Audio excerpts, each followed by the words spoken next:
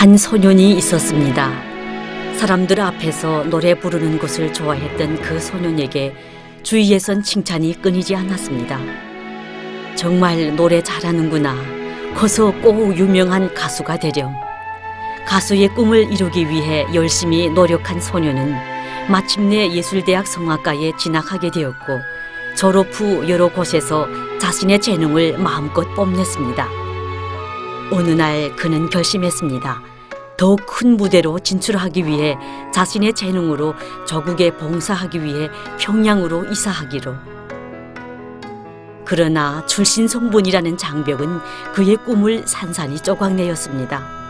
할아버지가 6.25 당시 국군에 도움을 주었다는 이유로 그의 평양행이 거부당했고 삼형제 중 장남인 그는 고향 함흥에서 노래하는 틈틈이 소금, 생선, 옷, 채소 장사로 근근히 가족의 생계를 책임지게 되었습니다.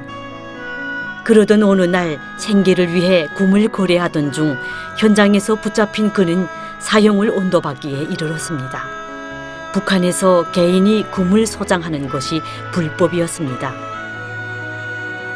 하지만 극적으로 감옥에 탈출한 그는 무작정 압록강을 건너게 되었고 교회 전도사의 도움을 받아 중국에서 생활하게 되었습니다. 그곳에서 그는 하나님을 뜨겁게 만났고 자신이 떠나온 고향에 그 하나님을 소개하기 위해 북한으로 다시 들어가기도 했습니다.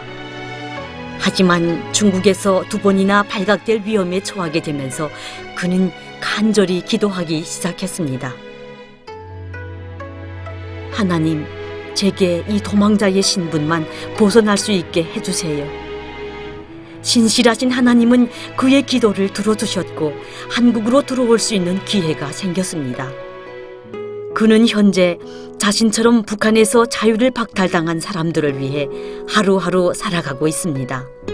그들의 어려운 실상을 이곳에 알리고 이곳의 자유를 그들에게 방송으로 전하는 삶을 통해 그의 꿈을 이뤄가고 있습니다.